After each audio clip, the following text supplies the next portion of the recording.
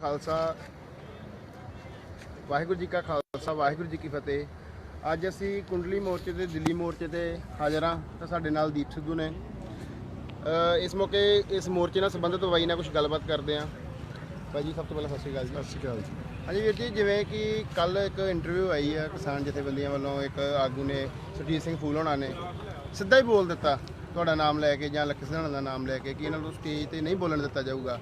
Even ਕਿ ਇੰਨੀ ਗੱਲ ਕਹਿਣੀ ਇੱਕ ਸਮਝ 'ਚ ਆਉਂਦੀ, ਪਰ ਇਸ ਤੋਂ ਅੱਗੇ ਕਹਿਣਾ ਕਿ ਨੇੜੇ ਤੇੜੇ ਵੀ ਨਹੀਂ ਲੱਗਣ ਦਿੱਤਾ ਜਾਊਗਾ। ਇਹਦੇ ਬਾਰੇ ਤੁਸੀਂ ਕੀ ਕਹਿਣਾ ਚਾਹੋਗੇ? ਇਹਦੇ ਬਾਰੇ ਹਜੇ ਆਪਾਂ ਕੁਝ ਨਾ ਕਹੀਏ, ਕਿਉਂਕਿ ਜਿੱਥੇ ਅਸੀਂ ਸੰਘਰਸ਼ ਨੂੰ ਲੈ ਕੇ ਆ ਗਏ ਹਾਂ, ਹਾਂਜੀ, ਹੁਣ ਸਾਡੀ ਸਿੱਧੀ ਜਿਹੜੀ ਗਾਂ ਆਪਾਂ ਇਹ ਕਹਿ ਲਈਏ ਲੜਾਈ ਆ, ਉਹ ਸੈਂਟਰ ਨਾਲ ਆ, ਦਿੱਲੀ ਸਰਕਾਰ ਨਾਲ ਆ।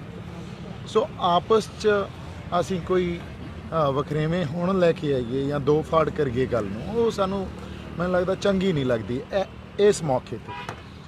ਸੋ ਉਹ ਜਿਵੇਂ ਕਹਿੰਦੇ ਆ, ਉਹ ਸਿਰ ਮੱਥੇ ਅੱਗੇ ਲੱਗੇ ਹੋਏ ਆ ਉਹ। ਸੋ ਆਪਾਂ ਉਹਨਾਂ ਨੇ ਜੇ ਕਿਹਾ ਵੀ ਪਹਿਲਾਂ, ਮੈਂ ਤਾਂ ਵੈਸੇ ਬੋਲਣ ਵਾਸਤੇ ਕਹਿ ਹੀ ਨਹੀਂ ਰਿਹਾ ਵੀ ਮੈਂ ਸਟੇਜ ਤੋਂ ਬੋਲਾਂ। ਆਪਣਾ ਜਿੰਨਾ ਕੰਮ ਸੀ ਆਪਾਂ ਉਹਨਾਂ ਕੰਮ ਕਰਤਾ। ਲੋਕ ਜਾਗ ਗਏ ਆ, ਲੋਕਾਂ ਨੇ ਸੰਘਰਸ਼ ਆਪਦੇ ਹੱਥ 'ਚ ਲੈ ਲਿਆ, ਲੋਕਾਂ ਨੂੰ ਆਪਦਾ ਟੀਚਾ ਪਤਾ। ਸੋ ਇਸ ਕਰਕੇ ਹੁਣ ਜਿਵੇਂ ਜਥੇਬੰਦੀਆਂ ਦੇ ਆਗੂ ਕਹਿੰਦੇ ਆ, ਉਹ ਸਿਰ ਮੱਥੇ ਆਪਾਂ ਨਾਲ। ਚਲੋ ਜਿਵੇਂ ਦੀ ਸਿਆਣਪ ਤੁਸੀਂ ਦਿਖਾ ਰਹੇ ਹੋ, ਉਮੀਦ ਕਰਦੇ ਹਾਂ ਕਿ ਸਾਰੇ ਜਥੇਬੰਦੀਆਂ ਵੀ ਇਹ ਸਿਆਣਪ ਦਿਖਾਉਣ। ਉਸ ਤੋਂ ਅੱਗੇ ਜਿਹੜੀ ਗੱਲ ਆ ਕਿ ਜਿਵੇਂ ਇਸ ਮੋਰਚੇ ਨੂੰ, ਇਸ ਸੰਘਰਸ਼ ਨੂੰ ਅਸੀਂ ਜਿਵੇਂ 3 ਬਿੱਲ ਨੇ ਉਹ ਲੈ ਕੇ ਤੁਰੇ ਆ ਪੰਜਾਬ ਤੋਂ, ਪਰ ਜਿਵੇਂ ਸਾਰਾ ਸਿੱਖ ਜਗਤ ਇਸ ਮੋਰਚੇ ਨੂੰ ਆਪਣਾ ਮੋਰਚਾ ਸਮਝ ਰਿਹਾ ਆ। ਇੱਕ ਫਾਰਮਿੰਗ ਸੁਸਾਇਟੀ ਤੋਂ ਇਲਾਵਾ ਨਾਨ ਫਾਰਮਿੰਗ ਸੁਸਾਇਟੀ, ਦਿੱਲੀ ਦੇ ਵਿੱਚ ਟੈਕਸੀਆਂ ਚਲਾਉਣ ਵਾਲੇ, ਟਰਾਂਸਪੋਰਟ ਵਾਲੇ, ਦਿੱਲੀ ਦੇ ਵਿੱਚ ਆਮ ਵਪਾਰੀ ਸਿੱਖ ਵੀ ਇਸ ਮੋਰਚੇ ਨੂੰ ਆਪਣੇ ਮੋਰਚੇ ਵਜੋਂ ਦੇਖ ਰਹੇ ਨੇ। NRI ਵੀਰ ਉੱਥੇ ਫੰਡ ਇਕੱਠਾ ਕਰ ਰਹੇ ਨੇ ਸੰਗਤਾਂ ਵਾਸਤੇ। ਉਹਦੇ ਬਾਰੇ ਤੁਸੀਂ ਕੀ ਕਹਿਣਾ ਚਾਹੋਗੇ? ਸੀ ਦੇਖੋ, ਇਹ ਜਦੋਂ ਕੋਈ ਸੰਘਰਸ਼ ਪੈਦਾ ਹੁੰਦੇ ਆ ਨਾ, ਉਹ ਇਕੱਲੀ ਪੋਲੀਟੀਕਲ ਮੋਟੀਵੇਸ਼ਨ ਤੋਂ ਪੈਦਾ ਨਹੀਂ, ਹਾਂਜੀ, ਹੈ ਨਾ। ਸੰਘਰਸ਼ ਦੇ ਵਿੱਚ ਹੋਰ ਬੜੇ ਫੈਕਟਰਸ ਹੁੰਦੇ ਆ, ਜਿਹੜੇ ਆਈਡੀਓਲੋਜੀਕਲੀ ਮੋਟੀਵੇਟਡ ਵੀ ਹੁੰਦੇ ਆ, ਜਿਹੜੇ ਇਮੋਸ਼ਨਲੀ ਮੋਟੀਵੇਟਡ ਵੀ ਹੁੰਦੇ ਆ। ਔਰ ਜਦੋਂ ਆਪਾਂ ਸਿੱਖ ਕੌਮ ਦੀ ਗੱਲ ਕਰਦੇ ਆ, ਇਹ ਬਹੁਤ ਜਜ਼ਬਾਤੀ ਕੌਮ ਆ। ਫਿਰ ਜਦੋਂ ਕਿਸੇ ਮਜ਼ਲੂਮ ਨਾਲ ਧੱਕਾ ਹੁੰਦਾ, ਇਹਨਾਂ ਨੇ ਆ ਕੇ ਖੜੇ ਹੋਣਾ ਹੀ ਹੋਣਾ। ਇਹ ਤਾਂ ਗੁਰੂ ਸਾਹਿਬ ਨੇ ਇਹੀ ਤਾਂ ਸਾਡੇ ਅੰਦਰ ਜਜ਼ਬਾ ਤੇ ਚਿਣਗ ਲਾਈ ਹੈ, ਤੇ ਜਾਬਰ ਦਾ ਟਾਕਰਾ ਵੀ ਕਰਨਾ ਹੀ ਕਰਨਾ ਇਹਨਾਂ ਨੇ। ਜਿੱਥੇ ਕੋਈ ਜ਼ੁਲਮ ਹੋਊਗਾ, ਜਬਰ ਹੋਊਗਾ, ਉੱਥੇ ਤੁਸੀਂ ਦੇਖੋਗੇ ਜਿਹੜੀ ਸਿੱਖ ਕੌਮ ਆ, ਇਹਨਾਂ ਨੇ ਮੂਹਰੇ ਹੋ ਕੇ ਟਾਕਰਾ ਕਰਨਾ, ਆਪਦੇ ਉੱਤੇ ਲੈ ਕੇ ਟਾਕਰਾ ਕਰਨਾ, ਆਪਦੀਆਂ ਹਿੱਕਾਂ ਪਹਿਲਾਂ ਮੂਹਰੇ ਡਾਉਣੀਆਂ। ਸੋ ਅੱਜ ਜੇ ਆਪਾਂ ਸੰਘਰਸ਼ ਦੀ ਗੱਲ ਕਰੀਏ, ਪੰਜਾਬ ਦੀ ਕਿਸਾਨੀ ਨੂੰ ਜਾਂ ਪੰਜਾਬ ਦੇ ਸੱਭਿਆਚਾਰ ਨੂੰ, ਪੰਜਾਬ ਦੀ ਹੋਂਦ ਨੂੰ ਕਿਸਾਨੀ ਤੇ ਸਿੱਖੀ ਤੋਂ ਬਿਨਾਂ ਨਹੀਂ ਕਲਪਿਆ ਜਾ ਸਕਦਾ ਉਸ ਧਰਤੀ ਨੂੰ। ਸੋ ਇਸ ਕਰਕੇ ਸਾਂਝਾ ਸੰਘਰਸ਼ ਆ। ਜੇ ਕਿਸਾਨੀ ਦਾ ਸੰਘਰਸ਼ ਆ ਤਾਂ ਨਾਲ ਸਿੱਖਾਂ ਦਾ ਵੀ ਸੰਘਰਸ਼ ਆ, ਕਿਉਂਕਿ ਕਿਤੇ ਨਾ ਕਿਤੇ ਅਸੀਂ ਆਪਦੀ ਸੱਭਿਆਚਾਰਕ ਹੋਂਦ ਨੂੰ, ਉਹਨੂੰ ਵੀ ਅਸੀਂ ਖਤਰਾ ਮਹਿਸੂਸ ਕਰ ਰਹੇ ਹਾਂ ਵੀ ਇਹ ਸਾਡੇ ਤੋਂ ਕਿਤੇ ਇਹ ਖੋਹ ਨਾ ਲੈਣ। ਜਿਹੜੀ ਕਿ ਇਹਨਾਂ ਬਿੱਲਾਂ ਦੇ ਵਿੱਚ ਬਹੁਤ ਵੱਡੀ ਇੱਕ, ਅਸੀਂ ਕਹਿ ਲਈਏ, ਇਹ ਇੱਕ ਥ੍ਰੈਟ ਆ ਸਾਨੂੰ, ਤੇ ਬਹੁਤ ਵੱਡੀ ਇੱਕ ਅਬਿਲਿਟੀ ਆ ਬਿੱਲਾਂ ਦੇ ਅੰਦਰ। ਉਹ ਕਿਸ ਤਰ੍ਹਾਂ, ਜਦੋਂ ਅਸੀਂ ਇਹ ਦੇਖਦੇ ਹਾਂ ਵੀ ਸਾਡੇ ਤੋਂ ਸਾਡੀ ਧਰਤੀ ਖੋਹ ਲੈਣਗੇ ਤੇ ਕਾਰਪੋਰੇਟਸ ਆ ਕੇ ਇੱਥੇ ਆਪਦਾ ਕਬਜ਼ਾ ਜਮਾ ਲੈਣਗੇ, ਤਾਂ ਧਰਤੀ ਦੇ ਨਾਲ ਹੋਰ ਬਹੁਤ ਕੁਝ ਜੁੜਿਆ ਹੁੰਦਾ। ਜਿਵੇਂ ਮੈਂ ਕਿਹਾ, ਕਿਸਾਨੀ ਨੂੰ, ਪੰਜਾਬ ਨੂੰ ਕਿਸਾਨੀ ਤੇ ਸਿੱਖੀ ਤੋਂ ਬਿਨਾਂ ਨਹੀਂ ਕਲਪਿਆ ਜਾ ਸਕਦਾ, ਕਿਉਂਕਿ ਗੁਰੂ ਨਾਨਕ ਸਾਹਿਬ ਨੇ ਵੀ ਸਾਨੂੰ ਕਿਹਾ ਕਿਰਤ ਕਰੋ। ਕਿਰਤ ਕਿਹੜੀ ਕੀਤੀ? ਉਹ ਵੀ ਖੇਤੀ ਹੋਈ ਕੀਤੀ। ਸੋ ਜਿਵੇਂ ਅਸੀਂ ਜੁੜੇ ਆ ਧਰਤੀ ਨਾਲ, ਉਹ ਸਾਡਾ ਸੈਂਸ ਆਫ ਬਿਲੋਂਗਿੰਗ ਬੜੀ ਵੱਖਰੀ ਹੈ ਨਾ। ਇਹਦੇ 'ਚ ਇਹ ਸਪਿਰਚੁਅਲਿਟੀ ਦੇ ਨਾਲ ਜੁੜ ਜਾਂਦੀ ਹੈ ਗੱਲ। ਇਹ ਬਹੁਤ ਜ਼ਿਆਦਾ ਇੱਕ ਪਵਿੱਤਰ ਚੀਜ਼ ਮੰਨੀ ਜਾਂਦੀ ਹੈ। ਸੋ ਇਸ ਕਰਕੇ ਜਿਹੜੀ ਸਾਂਝ ਬਣੀ ਆ, ਇਹ ਸਾਂਝ ਵੀ ਇੱਕ ਬਹੁਤ ਵੱਡਾ ਕਾਰਨ ਆ ਵੀ ਜਿਹੜੀ ਸਿੱਖ ਕਮਿਊਨਿਟੀ ਆ, ਤੁਸੀਂ ਦੇਖੋਗੇ ਵੀ ਉਹ ਸਾਰੇ ਆਪ ਮੁਹਾਰੇ ਮੂਹਰੇ ਹੋ ਕੇ ਸੰਘਰਸ਼ ਜਾਂ ਇਸ ਘੋਲ 'ਚ ਅੱਗੇ ਆ ਗਿਆ। ਜਿਵੇਂ ਸ਼ੰਭੂ ਮੋਰਚੇ ਤੇ ਤੁਸੀਂ ਬਾਰ-ਬਾਰ ਸੰਤਾਂ ਨੂੰ ਕੋਟ ਕਰਦੇ ਰਹੇ ਹੋ, ਹਾਂਜੀ, ਤੇ ਉਹਦੇ ਵਿੱਚ ਆਨੰਦਪੁਰ ਦੇ ਮਤੇ ਦੀ ਗੱਲ ਵੀ ਕਰਦੇ ਰਹੇ ਹੋ, ਤੇ ਉਹ ਜਿਵੇਂ ਤੁਸੀਂ ਉੱਥੇ ਬਾਰ-ਬਾਰ ਇੱਕ ਗੱਲ ਤੇ ਤੁਸੀਂ ਵੀ ਜਾਂ ਲੱਖੇ ਸਿਧਾਣੇ ਹੋਣਾ ਵੀ ਇਹ ਗੱਲ ਬਾਰ-ਬਾਰ ਕਹੀ ਜਾਂਦੀ ਸੀ ਕਿ ਸਾਡੀ ਹੋਂਦ ਦੀ ਲੜਾਈ ਆ, ਹਾਂਜੀ, ਤੇ ਉਹਦਾ ਅਸਰ ਵੇਖਣ ਨੂੰ ਮਿਲਿਆ ਕਿ ਲੋਕ ਇਦਾਂ ਹੀ ਉੱਠ ਕੇ ਆਏ ਕਿ ਜਿਵੇਂ ਸਾਡੀ ਹੋਂਦ ਦੀ ਲੜਾਈ ਵਾਂਗ ਹੀ ਲੋਕ ਇਹਨੂੰ ਲੜਨ ਆ ਗਏ ਨੇ। ਹਾਂਜੀ, ਤੇ ਇਸ ਸਮੇਂ ਜਦੋਂ ਕਿ ਉਹ ਅੱਗੇ ਜਿਹੜੀਆਂ ਜਥੇਬੰਦੀਆਂ ਲੱਗੀਆਂ ਨੇ ਉਹ ਸਿਰ ਮੱਥੇ ਜੋ ਕਰ ਰਹੀਆਂ ਨੇ, ਪਰ ਉਸ ਸਮੇਂ ਜਦੋਂ ਆਨੰਦਪੁਰ ਦਾ ਮਤਾ ਜਾਂ ਜਿੰਨੀ ਸਿੱਖ ਸਟਰਗਲ ਜਿਹੜੀ ਤੁਰੀ ਆ, ਉਹਦੇ ਤੋਂ ਸੇਧ ਲੈਣ ਤੋਂ ਬਿਨਾਂ, ਉਹਦੇ ਤੋਂ ਪ੍ਰੇਰਨਾ ਲੈਣ ਤੋਂ ਬਿਨਾਂ ਕੀ ਇਹ ਸੰਘਰਸ਼ ਸਿਰੇ ਚੜ੍ਹ ਸਕਦਾ ਆ? ਨਹੀਂ ਚੜ੍ਹ ਸਕਦਾ। ਦੇਖੋ, ਇਸ ਕਰਕੇ ਨਹੀਂ ਚੜ੍ਹ ਸਕਦਾ। ਤੁਸੀਂ ਜਦੋਂ ਪੰਜਾਬ ਤੇ ਭੀੜ ਪਊਗੀ, ਜਦੋਂ ਉਦੋਂ ਸਿੱਖਾਂ ਨੂੰ ਸੰਤ ਜਰਨੈਲ ਸਿੰਘ ਭਿੰਡਰਾਂ ਵਾਲੇ ਯਾਦ ਆਉਣਗੇ। ਉਦੋਂ ਜਿਹੜੀਆਂ ਗੱਲਾਂ ਉਹਨਾਂ ਨੇ ਕੀਤੀਆਂ, ਜਿਹੜੇ ਸਿਧਾਂਤਾਂ ਤੇ ਪਹਿਰਾ ਦਿੱਤਾ, ਉਹ ਯਾਦ ਆਊਗਾ। ਵਾਰ-ਵਾਰ ਉਹਨਾਂ ਦਾ ਜ਼ਿਕਰ ਆਊਗਾ। ਕਿਉਂ ਆਊਗਾ ਇਹ ਅਸੀਂ ਸਮਝ ਲਈਏ। ਦੇਖੋ, ਕਿਉਂਕਿ ਜਿਹੜਾ ਅੱਜ ਕਾਨੂੰਨ ਪੈਦਾ ਹੋਏ ਆ ਨਾ, ਇਹ ਕਿਸੇ ਖਲਾਅ 'ਚੋਂ ਤਾਂ ਪੈਦਾ ਹੋ ਗਏ ਨਹੀਂ। ਇਹ ਕਿਸੇ ਖਾਸ ਤਰ੍ਹਾਂ ਦੇ ਇੱਕ ਵਿਚਾਰਧਾਰਾ 'ਚੋਂ, ਖਾਸ ਤਰ੍ਹਾਂ ਦੀ ਮਾਨਸਿਕਤਾ 'ਚੋਂ, ਖਾਸ ਤਰ੍ਹਾਂ ਦੇ ਇੱਕ ਸਿਸਟਮ ਤੇ ਸਰਕਮਸਟੈਂਸਿਸ 'ਚੋਂ ਪੈਦਾ ਹੋਏ ਆ। ਹੁਣ ਸੰਤਾਂ ਨੇ ਉਹੀ ਗੱਲ ਕੀਤੀ ਸੀ ਵੀ ਉਹ ਜਿਹੜਾ ਵਿਚਾਰਧਾਰਾ ਜਾਂ ਜਿਹੜਾ ਇੱਕ ਸਰਕਮਸਟੈਂਸਿਸ ਆ, ਉੱਥੇ ਜੜ ਜਿਹੜੇ ਇਹ ਕਾਨੂੰਨਾਂ ਦੀ ਵੀ ਤੇ ਹੋਰ ਵੀ ਕਈ ਤਰ੍ਹਾਂ ਦੇ ਜਿਹੜੇ ਮਸਲੇ ਆ ਪੰਜਾਬ ਦੇ, ਉਹਦੀ ਜੜ ਉੱਥੇ ਪਈ ਹੈ, ਜਿਹਨੂੰ ਆਪਾਂ ਸਟੇਟ ਸੈਂਟਰ ਰਿਲੇਸ਼ਨਸ਼ਿਪ ਕਹਿ ਲੈਂਦੇ ਆ, ਜਿਹਨੂੰ ਆਪਾਂ ਇੱਕ ਇਹ ਕਹਿ ਲੈਂਦੇ ਆ ਵੀ ਇੱਕ ਸਟਰੋਂਗ ਫੈਡਰਲ ਸਟਰਕਚਰ ਹੋਵੇ, ਜਿਹਨੂੰ ਆਪਾਂ ਖੁਦ ਮੁਖਤਿਆਰੀ ਕਹਿ ਲੈਂਦੇ ਆ।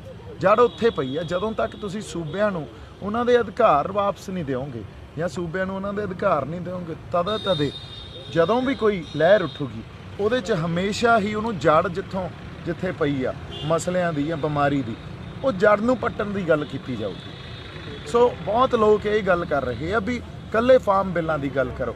ਫਾਰਮ ਬਿੱਲਾਂ ਦੀ ਗੱਲ ਨਹੀਂ ਆ ਇੱਥੇ। ਫਾਰਮ ਬਿੱਲਾਂ ਨੂੰ ਤਾਂ ਅਸੀਂ ਤਰਜੀਹ ਦੇ ਹੀ ਰਹੇ ਹਾਂ, ਪਰ ਫਾਰਮ ਬਿੱਲ ਕਿਸੇ ਸਰਕਮਸਟੈਂਸ ਨੇ ਪੈਦਾ ਕੀਤੇ ਆ, ਕਿਸੇ ਮਾਨਸਿਕਤਾ 'ਚੋਂ ਨਿਕਲੇ ਆ, ਇੱਕ ਬਹੁਤ ਵੱਡੀ ਪੋਲੀਟੀਕਲ ਆਈਡੀਓਲੋਜੀ 'ਚੋਂ ਨਿਕਲੇ ਆ। ਸੋ ਪੋਲੀਟੀਕਲ ਆਈਡੀਓਲੋਜੀ ਨੂੰ ਜਾਂ ਐਸਟੈਬਲਿਸ਼ਮੈਂਟ ਦੇ ਕਰੰਟ ਜਿਹੜਾ ਸਿਸਟਮ ਆ, ਉਹਨੂੰ ਚੈਲੰਜ ਕਰਨਾ ਬੜਾ ਜ਼ਰੂਰੀ ਆ ਤਾਂ ਕਿ ਇਹ ਮਸਲੇ ਦੁਬਾਰਾ ਨਾ ਪੈਦਾ ਹੋਣ।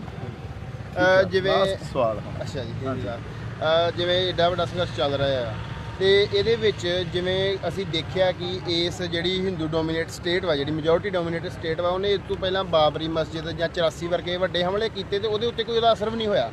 ਜੇ ਇਸ ਮੋਰਚੇ ਉੱਪਰ ਉਸ ਤਰ੍ਹਾਂ ਦਾ ਕੋਈ ਕ੍ਰੈਕਡਾਊਨ ਹੁੰਦਾ ਆ, ਇੱਕ ਇਹ ਹੋ ਸਕਦੀ ਪੋਸੀਬਿਲਿਟੀ। ਦੂਸਰੀ ਪੋਸੀਬਿਲਿਟੀ ਹੈ ਕਿ ਅਸੀਂ ਮੋਰਚਾ ਜਿੱਤ ਕੇ ਮੁੜਦੇ ਹਾਂ, ਤੇ ਉਸ ਤੋਂ ਬਾਅਦ ਪੰਜਾਬ ਦੇ ਲੋਕਾਂ ਦਾ ਸੰਘਰਸ਼ ਕਿਵੇਂ ਦਾ ਹੋਊਗਾ, ਉਹਦੇ ਵਿੱਚ ਤੁਹਾਡੀ ਕੀ ਪਲੈਨਿੰਗ ਆ ਫਿਊਚਰ ਦੇ ਵਿੱਚ? ਤੁਸੀਂ ਪੰਜਾਬ ਦੇ ਲੋਕਾਂ ਨੂੰ ਇਸ ਸਿੱਖ ਨਜ਼ਰੀਏ ਦੇ ਨਾਲ ਤੁਸੀਂ ਚਾਹੁੰਦੇ ਹੋ ਕਿ ਸੰਘਰਸ਼ ਲੜਨ ਦਾ ਕਿਵੇਂ ਲਾਮਬੰਦ ਕੀਤਾ ਜਾਵੇਗਾ? ਨਹੀਂ, ਦੇਖੋ ਗੱਲ ਇਹ ਆ, ਇਹ ਤਾਂ ਜਿਹੜੀ ਹੈ ਨਾ ਇਵੈਂਚੁਅਲਿਟੀਜ਼ ਆ, ਇਹਦਾ ਕੋਈ ਜਵਾਬ ਪਰਫੈਕਟ ਨਹੀਂ ਦਿੱਤਾ ਜਾ ਸਕਦਾ। ਇਹ ਬਹੁਤ ਵੇਰੀਏਬਲਸ ਆ, ਉਹਨਾਂ ਤੇ ਡਿਪੈਂਡ ਕਰੂਗੀ ਸਿਚੁਏਸ਼ਨ। ਵੇਰੀਏਬਲਸ ਹਜੇ ਸਾਡੇ ਸਾਹਮਣੇ ਪੂਰੀ ਤਰ੍ਹਾਂ ਆਏ ਨਹੀਂ ਆ। ਅੱਜ ਜਿੱਥੇ ਅਸੀਂ ਖੜੇ ਆ ਉੱਥੇ ਇੱਕ ਬਹੁਤ ਹੀ ਇੱਕ ਖਾਸ ਤਰ੍ਹਾਂ ਦਾ ਜਿਹੜਾ ਅਸੀਂ ਕਹਿ ਲਈਏ ਵੀ ਇੱਕ ਸਿਚੁਏਸ਼ਨ ਇਹ ਪੈਦਾ ਹੋ ਗਈ ਆ ਵੀ ਇਹ ਕੰਪਲੀਟਲੀ ਇੱਕ ਬਲੌਕ ਹੋ ਗਈ ਆ ਗੱਲ ਸੰਘਰਸ਼ ਦੀ ਵੀ ਤੇ ਸਰਕਾਰ ਦੀ ਵੀ। ਇੱਕ ਬਲੌਕੇਡ ਜਾਂ ਹੈ ਨਾ, ਜਾਂ ਇੱਕ ਜਗ੍ਹਾ ਤੇ ਆ ਕੇ ਪੂਰੀ ਸਿਚੁਏਸ਼ਨ ਲੌਕਡ ਹੋ ਗਈ ਆ। ਹਾਂ, ਤਾਂ ਡੈਡਲੌਕ ਬਣ ਗਿਆ। ਉਸ ਡੈਡਲੌਕ ਨੂੰ ਹੁਣ ਟੁੱਟਣਾ ਕਿਵੇਂ ਆ? ਉਸ ਡੈਡਲੌਕ ਨੇ ਇਹ ਬਹੁਤ ਵੇਰੀਏਬਲਸ ਤੇ ਇਵੈਂਚੁਅਲਿਟੀਜ਼ ਤੇ ਡਿਪੈਂਡ ਹੋਊਗਾ ਤੇ ਇਹਦਾ ਜਵਾਬ ਉਦੋਂ ਬਾਅਦ ਹੀ ਦਿੱਤਾ ਜਾ ਸਕਦਾ। ਪੰਜਾਬ ਕਿਵੇਂ ਦੇਖੂਗਾ ਇਸ ਗੱਲ ਨੂੰ, ਇਹ ਤਾਂ ਹੁਣ ਤੁਹਾਨੂੰ ਇਸ ਸਪਿਰਿਟ ਤੋਂ ਹੀ ਪਤਾ ਲੱਗ ਰਿਹਾ ਹੈ ਵੀ ਪੰਜਾਬ ਕਿਵੇਂ ਦੇਖੂਗਾ। ਤੁਹਾਡੀ ਕੀ ਤਿਆਰੀ ਹੈ? ਹਾਂਜੀ, ਤੁਹਾਡੀ ਕੀ ਤਿਆਰੀ ਫਿਊਚਰ ਨੂੰ ਲੈ ਕੇ? ਦੇਖੋ, ਤਿਆਰੀ ਅੱਜ ਇਸ ਤਿਆਰੀ ਨੂੰ ਵੀ ਜੇ ਆਪਾਂ ਇਹ ਪ੍ਰੀਮੈਚੁਰ ਥਾਟ ਹੋਊਗਾ ਹੈ ਨਾ, ਇਹ ਕੋਈ ਮੈਚੁਰ ਥਾਟ ਨਹੀਂ ਹੋਊਗਾ। ਸੋ ਤਿਆਰੀ ਵੀ ਉਹ ਵੇਰੀਏਬਲਸ ਤੇ ਇਵੈਂਚੁਅਲਿਟੀਜ਼ ਤੇ ਡਿਪੈਂਡ ਕਰੇਗੀ। ਠੀਕ ਹੈ ਭਾਜੀ, ਥੈਂਕ ਯੂ। ਇਹ ਸਨ ਦੀਪ ਸਿੱਧੂ, ਜਿਨ੍ਹਾਂ ਨੇ ਇਹ ਸਾਰੀ ਗੱਲਬਾਤ ਬਾਰੇ ਦੱਸਿਆ ਕਿ ਇਸ ਸਟਰਗਲ ਨੂੰ ਸਿੱਖ ਸਪਿਰਿਟ ਤੋਂ ਬਿਨਾਂ ਅਨੰਦਪੁਰ ਸਾਹਿਬ ਦੇ ਮਤੇ ਤੋਂ ਬਾਅਦ ਜੋ ਜੂਨ 84 ਦਾ ਹਮਲਾ ਹੋਇਆ, ਉਹਦੀ ਰਿਟੈਲੀਏਸ਼ਨ ਵਜੋਂ ਜਿਵੇਂ ਸਿੱਖ ਸਟਰਗਲ ਹੋਈ, ਉਸ ਸਪਿਰਿਟ ਤੋਂ ਬਿਨਾਂ ਇਸ ਮੋਰਚੇ ਨੂੰ ਨਹੀਂ ਲੜਿਆ ਜਾ ਸਕਦਾ, ਇਸ ਸਟਰਗਲ ਨੂੰ ਨਹੀਂ ਲੜਿਆ ਜਾ ਸਕਦਾ। ਨਾਲ ਹੀ ਉਹਨਾਂ ਇਹ ਗੱਲ ਕਹੀ ਕਿ ਜਿਹੜੀ ਸਿੱਖ ਭਾਵਨਾ ਆ, ਸਿੱਖ ਜਜ਼ਬਾ ਆ, ਉਹ ਆਪ ਮੁਹਾਰੇ ਹੀ ਜਦੋਂ ਕੋਈ ਜ਼ਾਲਮ ਕਿਸੇ ਆਮ ਲੋਕਾਂ ਤੇ ਜ਼ੁਲਮ ਕਰਦਾ ਆ ਤਾਂ ਉਹ ਆਪ ਮੁਹਾਰੇ ਹੀ ਉੱਥੇ ਉੱਠ ਖੜੇ ਹੁੰਦੇ ਆ। ਤਾਂ ਅੱਜ ਜਦੋਂ ਉਹਨਾਂ ਦੇ ਉੱਤੇ ਰੈਣ ਬਣੀ ਆ ਤਾਂ ਬਿਲਕੁਲ ਆਪਣੇ ਜਜ਼ਬੇ ਦੇ ਨਾਲ, ਸਿੱਖੀ ਸਿਦਕ ਦੇ ਨਾਲ ਉਹ ਲੜਨ ਲਈ ਤਿਆਰ ਬੈਠੇ ਆ। ਤੇ ਅਸੀਂ ਦੇਖ ਸਕਦੇ ਹਾਂ ਕਿ ਸੰਤਾਂ ਦੀਆਂ ਸਪੀਚਾਂ ਪਲੇਅ ਕੀਤੀਆਂ ਜਾ ਰਹੀਆਂ, ਟਰੈਕਟਰ ਟਰਾਲੀਆਂ ਤੇ ਸਤਨਾਮ ਵਾਹਿਗੁਰੂ ਦੇ ਜਾਪ ਚੱਲ ਰਹੇ ਨੇ, ਰੋਜ਼ ਸ਼ਾਮ ਨੂੰ ਰਹਿ ਰਾਸ ਹੋ ਰਿਹਾ ਵੱਖ-ਵੱਖ ਕਾਫਲਿਆਂ ਦੇ ਵਿੱਚ। ਉਸ ਤੋਂ ਬਾਅਦ ਅਰਦਾਸ ਕੀਤੀ ਜਾ ਰਹੀ ਆ। ਤਾਂ ਉਹ ਲੋਕ ਜਿਹੜੇ ਪੰਜਾਬ ਤੋਂ ਆਏ ਹੋਏ ਨੇ, ਕਿਸੇ ਉਮੀਦ ਨਾਲ ਆਏ ਹੋਏ ਨੇ, ਪਰ ਉਹ ਹਰ ਇੱਕ ਕਿਸਾਨ ਦੇ ਨਾਲ ਜਿਹਦੇ ਨਾਲ ਵੀ ਤੁਸੀਂ ਗੱਲ ਕਰੋ, ਉਹਨਾਂ ਦੇ ਮੂੰਹ ਤੇ ਇਹੀ ਲਫ਼ਜ਼ ਨੇ ਕਿ ਵਾਹਿਗੁਰੂ ਦੀ ਕਿਰਪਾ ਨਾਲ ਅਸੀਂ ਇੱਥੇ ਪਹੁੰਚੇ ਹਾਂ, ਵਾਹਿਗੁਰੂ ਸੱਚਾ ਪਾਤਸ਼ਾਹ ਸਾਨੂੰ ਇੱਥੇ ਲੈ ਕੇ ਆਇਆ ਤਾਂ ਉਹੀ ਮੋਰਚਾ ਫਤਿਹ ਕਰਾਊਗਾ।